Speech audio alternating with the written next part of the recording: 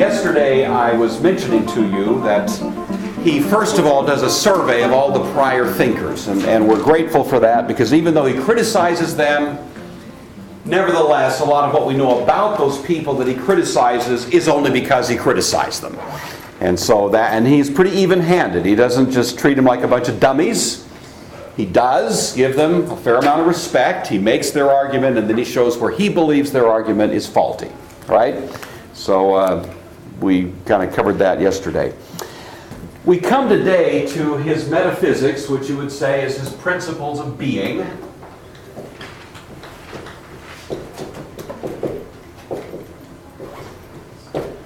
And here's where you have to start working with some of his jargon.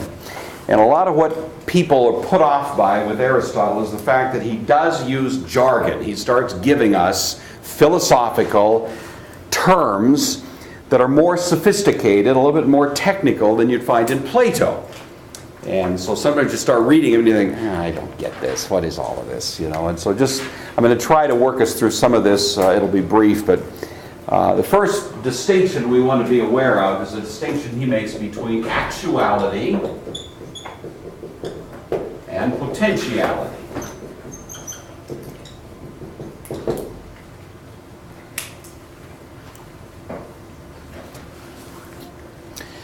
So he sees everything in the world as a mixture of these two principles. You in this room, everything in this room, your teacher, the desk, the chair, the books, the windows, everything in the world represents some mixture of those two principles. Everything has within it actuality and potentiality in different proportions. Now, the terms that are connected with actuality are, first of all, entelikeia. Let me just spell it. I'll just spell it to you slowly. E-N-T-E-L-E-C-H-E-I-A.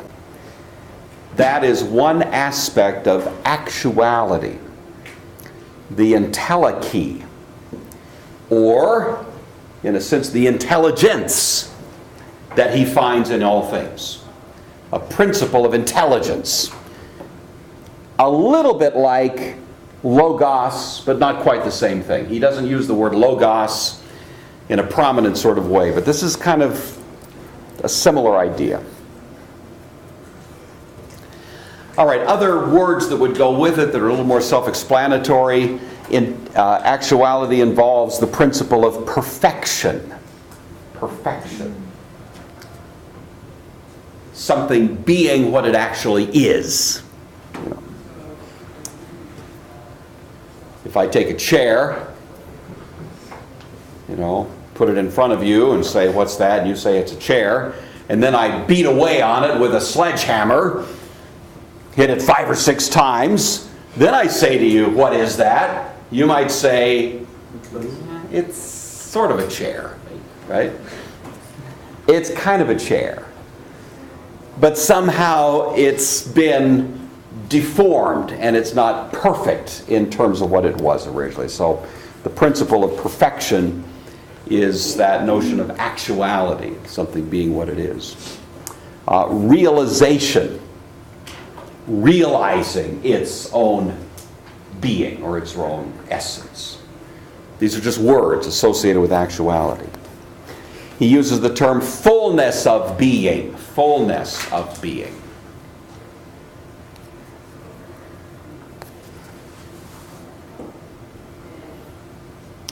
All right, with respect to potentiality, you've got another set of terms that are sort of the contrast.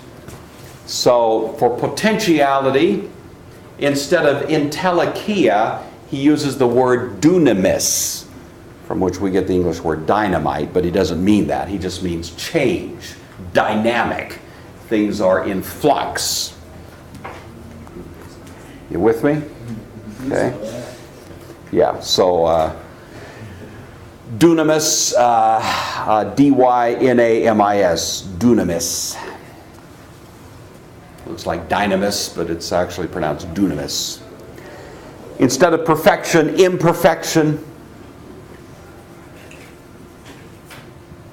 Instead of realization, incompleteness. It's the best English word we got there.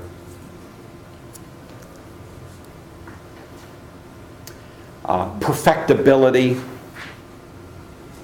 So on. So now that may or may not be really exciting to you, but at least get those terms down. That's really the starting point for his metaphysics. It's been extremely important in the history of thought, these two ideas.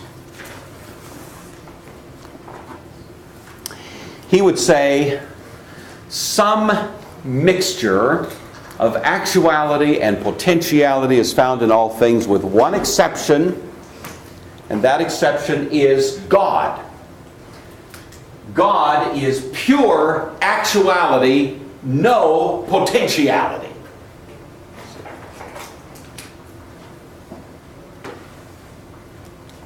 So he does have a God in his philosophy that's called Aristotle's God. It's not much like the God you worship, but it is a God idea. On the other end of the spectrum, you would say God is pure actuality, no potentiality. If you have pure potentiality with no actuality, you've got nothing. So you've got God on the one hand, nothing on the other. Something that is potentially anything but actually nothing is nothing. And so you can see that what all of us have in us is a little bit of a mixture of those two. And it sort of varies depending on what you're looking at, how much of one and how much of the other may be there.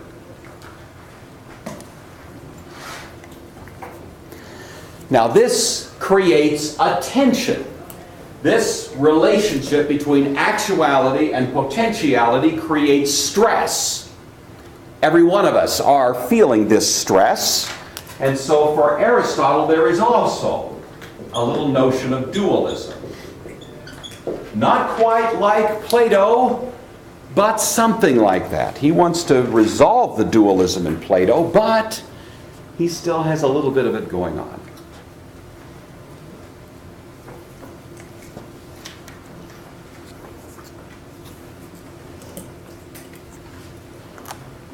All right.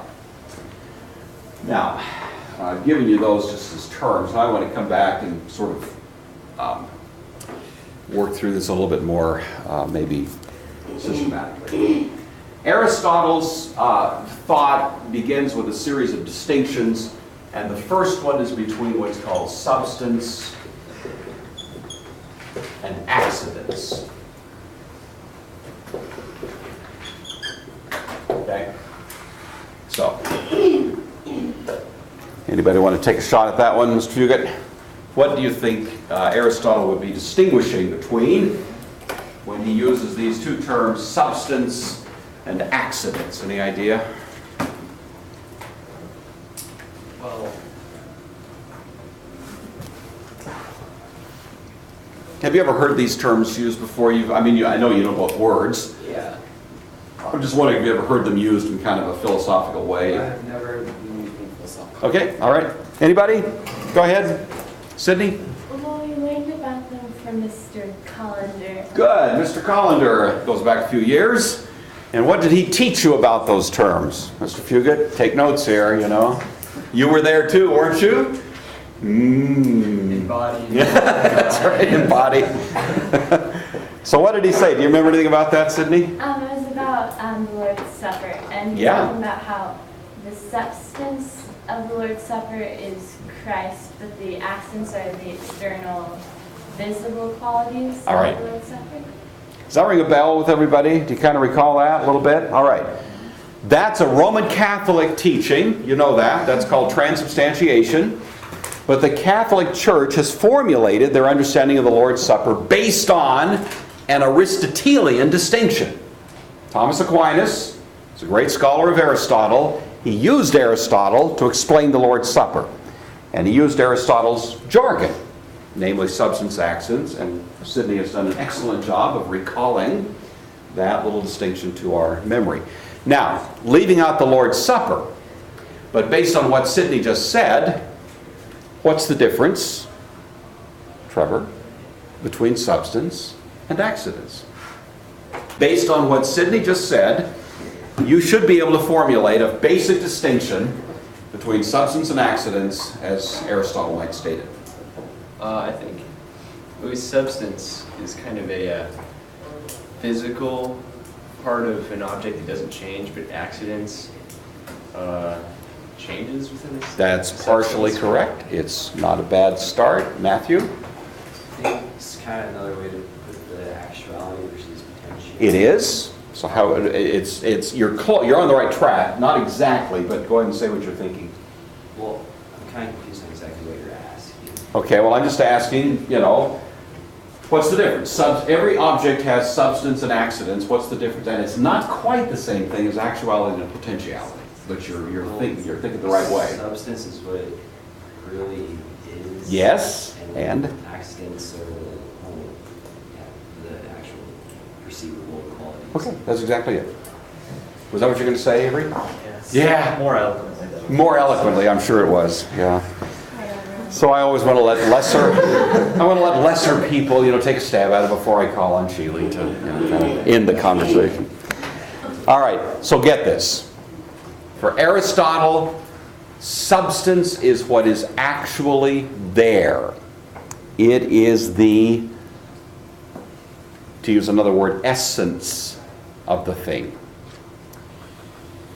But Aristotle is smart enough to know you will never, ever, ever experience the essence of anything.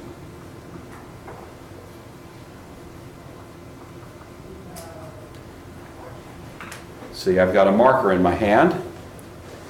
I assume there's something really there, right? I think there's something there. But the only way I have any experience of what is there is as it's filtered through my senses. So my senses give me contact with this thing, but also insulate me from it. I cannot have a direct, mystical communion with this marker. I am separated from it, and my only knowledge of it is I see it, I touch it, I smell it. Ooh. See you later. Oh, sorry. No getting high in class. That's one of the rules about teachers. Not permitted to get high in class. So. Teachers and students, or just teachers? It's only teachers. I mean, you guys, we know, it's a lost cause with you. I can taste it. I'm not going to. But do you realize, just think about this for a minute. I've got basically 5 senses in an ordinary, categorization of human senses that give me a variety of ways of contacting this object. But every one of them limits my experience of it. What I see is limited. What I feel is limited. What I smell is limited. What I taste is limited. Very limited because I didn't taste it. But it gives me some idea. But who's to say, Krista, that there isn't some other sense that I don't have? Maybe there is some, the movie The Sixth Sense. Well, maybe there is a sixth sense that none of us have. It's like we are blind. Maybe there's somebody else who might come along who has a different sense altogether, who would see this an entirely different way and know things about it that I cannot know because I'm limited by my senses. Right? I was kind of building up to a question and then I just sort of answered it in the process. So, all right. So, what you experience, the external, perceivable, sensory experience of this is called the accidents.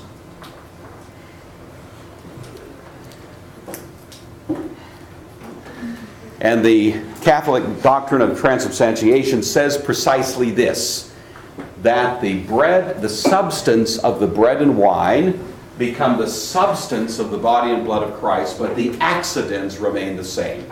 You've all heard that. It still looks like bread, tastes like bread.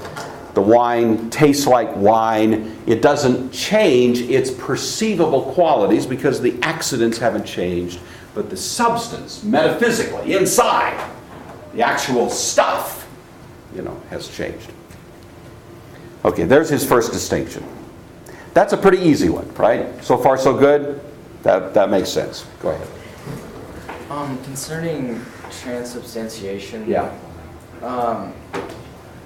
How is Aristotle saying that? Actually, I wouldn't. Not Aristotle, but would Catholics say that atomically something happens to it, or is that still part of its accidents? The atoms that make it up are still part of its accidents.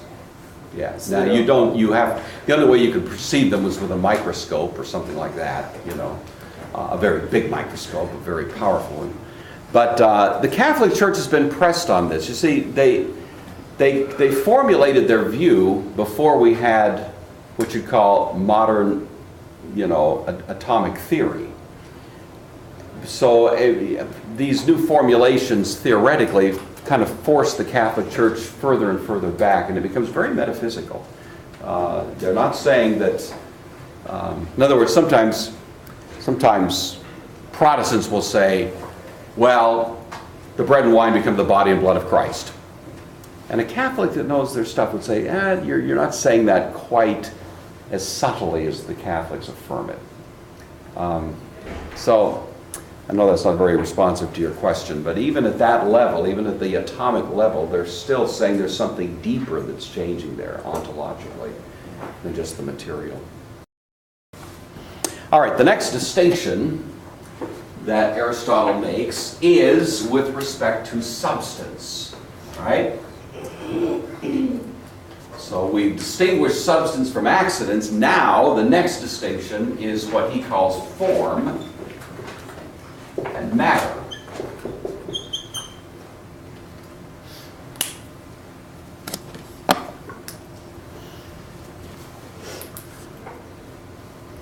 And here, Matthew, we are dealing with that same distinction, okay? So the actuality and potentiality principle is reflected in these two. So what you need to understand is that accidents is no part of that. Form and matter are both part of the substance of a thing. What we perceive of it is what we perceive. But we don't perceive either substance or we don't perceive either form or matter directly. We only perceive the external qualities. Form answers to actuality. Matter answers to potentiality.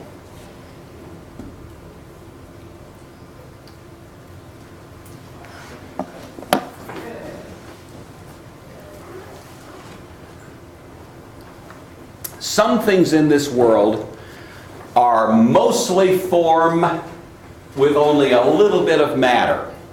Some things in this world are mostly matter with only a little bit of form. Some things in this world are maybe an equal proportion of each. Okay? Now, having said that, Nicole, riveted with fascination to this conversation. What do you think would be something in this world, something you could name, any object at all you could name, that you would say would be mostly form and very little matter?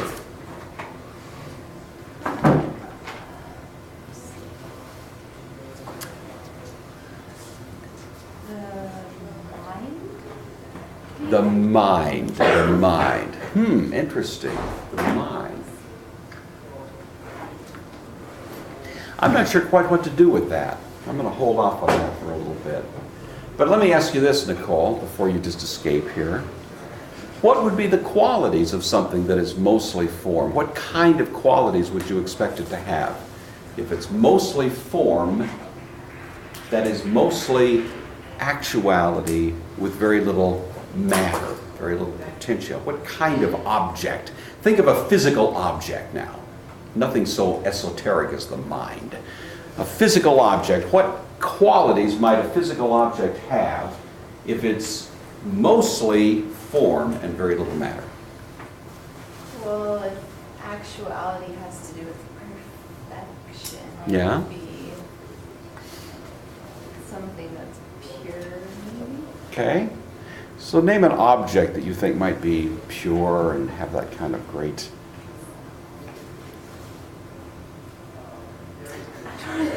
done now. Anybody? Now that I've put the squeeze on Nicole a little bit. Anybody? Ben, any ideas? Something that's, no, he's just going to flake out right there. Avery, hand in the air. I was thinking like a circle or something, Oh, or okay. Like a a, pure gold ring or something. all right, that's better. Let's say that I bring into this room, remember, actuality is that within the thing that tends to keep it as it is. Okay, it's its actuality. Let's say that as an experiment, I bring into this room a brick of pure gold. I have quite a few laying around, so I just bring in a brick of pure gold, and I say, okay guys, we're going to do a little experiment here. I'm going to set this brick of pure gold up here at the front of the room, and then we're going to lock this room up. We're going to turn into a, what do they call it, a time capsule. We're going to turn it into a sealed chamber, and we're all going to come back in 1,000 years, and we're going to check in and see how our brick of gold is doing. That's our experiment. Sound good? Kaylee, you game to do this experiment? Sure. Sure. Okay, so we put the brick of gold up here. We say, sayonara. We walk out the door. We come back in 1,000 years. What do you think we would find where that brick of gold was? Now let's assume no tomb raiders have come in, you know, all of that normal. Let's just say nothing's disturbed our time capsule. For 1,000 years, we come back. What are we going to find, do you think? It would still be there. Right. Would it have changed very much? Kayla, what do you think? Would that brick of gold have changed very much over 1,000 years? No, not a bit. Not a bit. There might be some dust on it, you know, but basically it's still there. That would be the qualities of something that is high in form but low in matter. All right, you follow that? It tends to stay as it is. Tends not to change. Now, with that little help, Alicia, can you name, let's have two objects in the room, and let's say the other object is mostly matter and very little form. And we're going to put the two together and see what happens over 1,000 years. Can you give me an example of something that would qualify as mostly matter and not form? Water? You know, water, the problem with water is it's a good thought. The difficulty with water is going to evaporate pretty fast. Now, we could, if we put it in a sealed container for 1,000 years, I think we probably still find the same water in there. You know? I mean, that's a good thought. I haven't thought about what go ahead, Spencer. Something like an apple. Okay, something like an apple. So here's our experiment. We've got a brick of gold and an apple. And we leave the brick of gold and the apple up front for 1,000 years. We come back in 1,000 years, we'll still find the brick of gold. What do you think we'll find with respect to the apple? 1,000 years, you probably won't find anything. You'll find nothing. Nothing.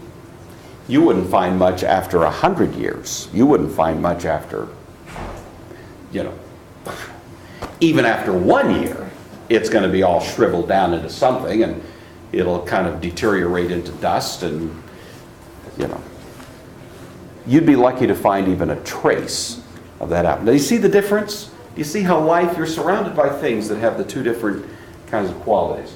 Some things are heavy in form, light in matter. Some things are light in form, heavy in... A little, you know, you go to the carnival, you get some cotton candy. What is that? Sarah, mostly form or mostly matter? It's delicious. It is delicious. That is mostly matter. You know, it doesn't last a year. It doesn't last 5 minutes. It's just kind of just sort of whatever. All right. So that's where Aristotle starts his metaphysics. He says, notice he doesn't have an ideal world. He doesn't have Plato's notion of perfect things way out there in outer space. Everything is here every object has within it both a little bit of that formal perfection that we find in Plato, but also this material imperfection that we find in terms of our experience in this world. He's trying to unite these two worlds here, and that's the way he does it. Okay, Jordan. Does he believe that something can be 100% purely form or purely matter? Okay, I answered that question earlier in the lecture, and the answer is, Mr. Cheeley? Well, you talked about how God, is that what you're talking about? Yeah. That God's all 100% actuality, and actuality refers to the form. There we go. Form. Good. And so God would be 100% form. Okay, so the answer to the first part of your question, if something is 100% form with no matter, that's God. Okay? Now, the other end of the spectrum, what if something is 100% matter or potentiality? Then the answer is? It's nothing. It's nothing. Okay? You've got absolute reality on the one hand, God, and you've got absolute non-reality on the other hand. So even matter, even though we think of matter as being material, being having some kind of reality, absolute matter for Aristotle is nothing. There's always got to be some kind of form to go with the matter. Yeah. You said you can have like kind of an even balance of form and Sure. matter. Yeah. What would that look like? What would it look like? Well, you've got the extremes, right? You've got a brick of gold, you've got cotton candy or an apple. What do you think would be something kind of out there in the middle? Mr. Ansett? I think we are. Okay. It's not bad. So, I don't know. It's kind of a theoretical question, but a human being certainly doesn't disintegrate as quickly as an apple, but doesn't last as long as a brick of gold. So you're going to find something that is kind of a mix, a balance of those two. I mentioned to you the other day, you who are in this class, since the class has started, whatever it's been, 25, 35 minutes ago, you've all aged. Wrinkles, see? You're older. I'm older. We're all kind of marching down a process of aging, and even though at your age you don't worry too much about that, to me it's just amazing. Every day I get up and I look at the calendar, I think, wow, another day's gone by, and I don't have that many left. You kind of feel the clock ticking. You sort of see that it's sort of running out, and there's no way to escape it. And I see pictures of myself from a few years ago, and I say, who is that young man? That's me, There's a process, but it's not happening as rapidly as if I were an apple or a little blob of cotton candy, it'd be happening a lot faster.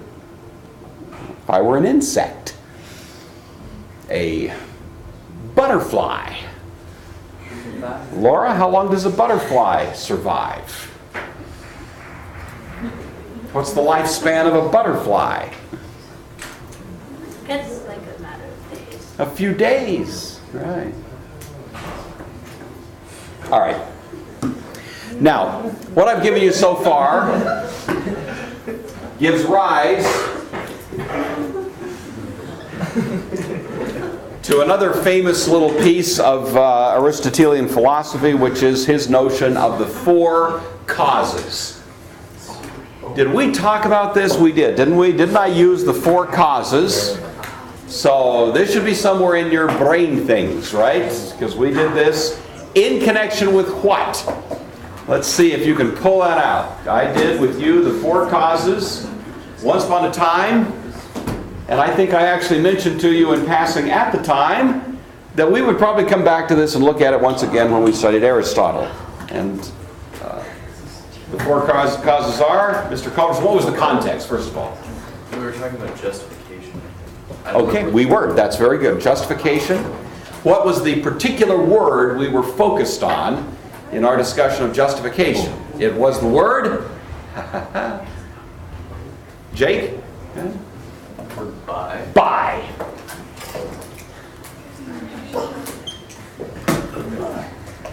How many of you remember that? It was only a year ago. Oh, that's good. I'm so happy. And since you all remember it, I'm sure you'll have no problem recalling that two of the causes were, the two we've got up here, formal cause, material cause. There's two more, right? Spencer, do you remember them? Is that what you're going to tell me? I remember those two, but That's right. I don't remember. Who can remember the other two? Think. Listen to all those brains grinding. You can just hear the rust. Yes. Is there the substantial cause? Nope, not a substantial cause. But remember, Joe, do you remember? Any of the other, there's four causes. We got two of them up here. Laura? Final cause.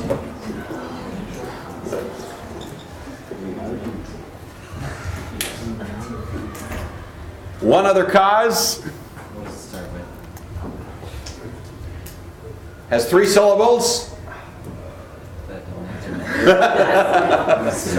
If I tell you what it starts with, you'll get it. I don't want to make it too easy. Starts with E. The letter E. Sydney? Is it the essential? You're trying to get there. Not essential, but anybody know? Here it comes. Going once, going twice. 15 bonus points on the next quiz. If anyone will give it to me before I say it. What? Do it. No.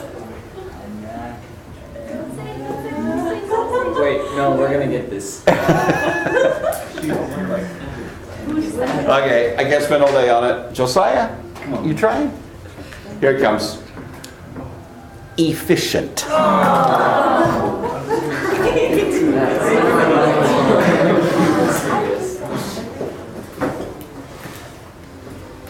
Remember that? All right. Well, we're connecting dots here. We looked at this narrow part of Aristotle's thought in connection with justification by faith when we were asking the question, in what sense does by stand for causation? Remember that?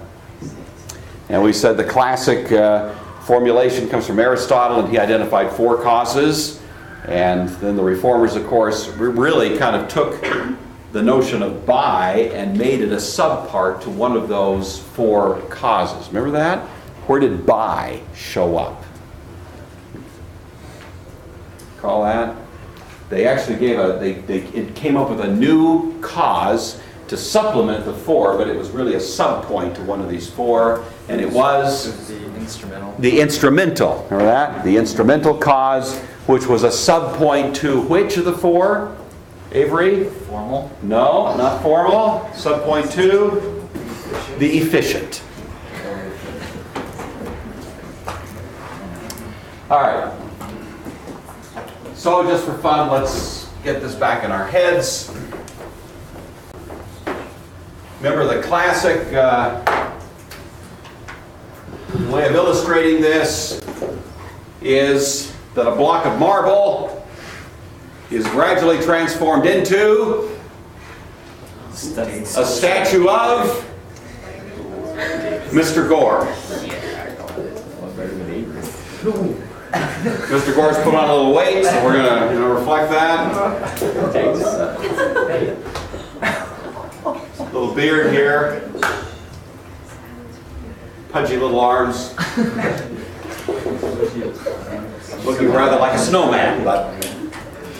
All right, because someday in the future, of course, once I'm very much off the scene, people will remember or forget what a miserable thing it was to take classes from me, and they'll have kind of fond recollections. And this may be you, 20 years, you're all wealthy. You'll say, hey, let's build a monument celebrating Mr. Gore, This is probably more like 200 or 300 years because it'll take that long to forget who he really was. But anyway, now we need to talk about how the four causes produce the statue, right? So, what is the form? What is that? Remember? Alicia, remember what the form was? The four causes? I see the painful look on your face. Ben? I think I remember all of them. Good, okay, let's have it. Formal is the design. The design. All right, good. The material Just a is- second. Okay, the material is? The marble. The marble. The efficient is? It's the sculptor. The sculptor. And the final, it's just the final product. Is what? The final product. No, it's not the final product. It's the final product reflects all of these causes. Well, does anybody remember what the final cause was? Yep. Beauty. Well, it could be beauty. That would be an example of it, but Matthew, I think it's the reason why. the reason why. No, I was kind of just under a subcategory. Why do it in the first place? You know, why spend the money? Why go to the trouble? In your case, if it's a statue of Mr. Gore, many of you are going to be asking very seriously, why? Come on. You know. And so it'll probably never happen. Because even if we have a good design, a good block of marble, a talented artisan to do it, you're going to be going, come on. Let's do it of Josiah. Let's do it of Josiah. Let's do it of somebody that matters, we care about, But if there is sufficient incentive, some reason why, then you're willing to put up the money and do whatever's necessary to make this thing happen. What, by the way, just to just tickle your memory a little bit more, what was the instrumental cause? Where did that fit in? It was the tools that the sculptor used. Exactly. The sculptor uses tools, and the tools, of course, are the hammer and chisel in the hands of the gifted artisan who produces this work. And that, of course, was what the Reformers said faith was. Faith is the hammer and chisel, the tools in the hands of God.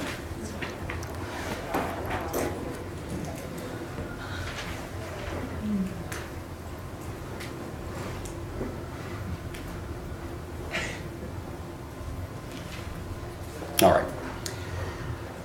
Aristotle's worried about change. He thinks about it. It's part of what drives his whole philosophy, because metaphysics has to account for this world in which we find ourselves, and so he's big on trying to account for things in this way, and this has become a classic formulation of how things change, and still with us to this day. Now, while he's on the subject of change, he asks the question, in what ways do things change?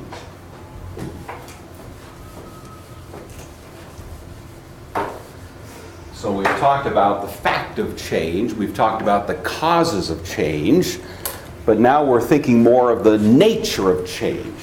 In what ways can an object change, we know that some things are resistant to change. The brick of gold doesn't change so easily as an apple. But everything changes, all things change according to some pattern, some kind of description. So, just as there's 4 causes, there are 4 kinds of change.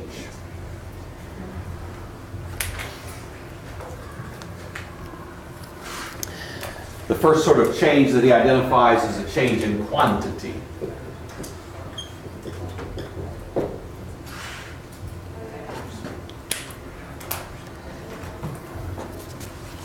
This is a change of increase or decrease. How much? If you're looking at an apple on an apple tree, it's a little bud, and then there's a teeny weeny little apple, and then it kind of grows, gets bigger, and so it's changing. But at any point along the way, you might say it's an apple. It doesn't change from a raspberry into an apple or something like that. It doesn't go to the raspberry stage. It's an apple, And so the change really is a change of size, change of quantity, and that's one way in which he says things change. Another change, another kind of change that he mentions is quality.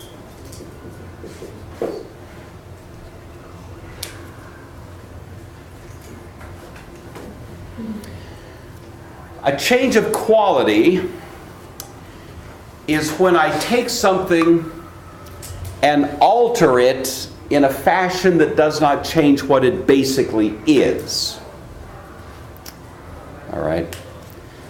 I can change the quality of something in a variety of ways, and yet it still remains the same thing. I walk in here in the middle of the night to prove my point, but I don't want to get caught by Mr. Williams, because I'm usually in enough trouble as it is. So I do a nocturnal act of vandalism. So the next day in class, I can illustrate my point, and my vandalous act is I sneak into the room in the middle of the night and spray paint one of these tables red.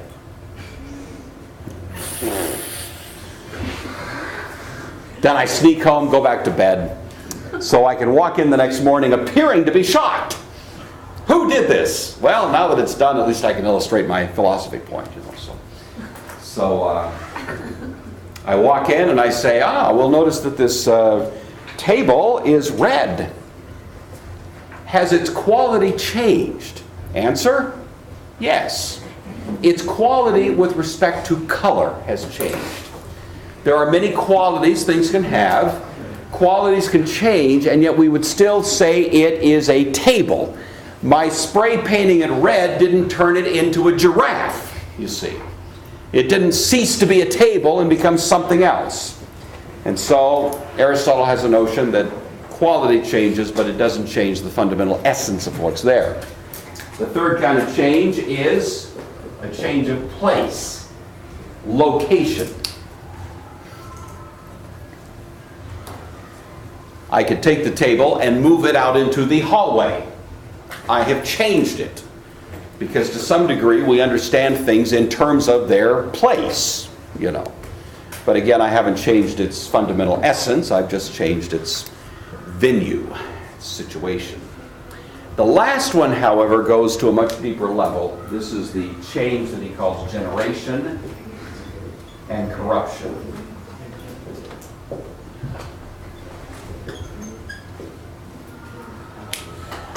This is the change that occurs when I go to work on the table with a sledgehammer. And I beat away at it, and I beat it so hard that eventually it ceases to be recognizable as a table. You know, I've actually changed what it is. And that's a different level of change. And even though I know you are all on the edges of your chairs with unspeakable enthusiasm, I'm sorry, our time is up. And I have to let you go.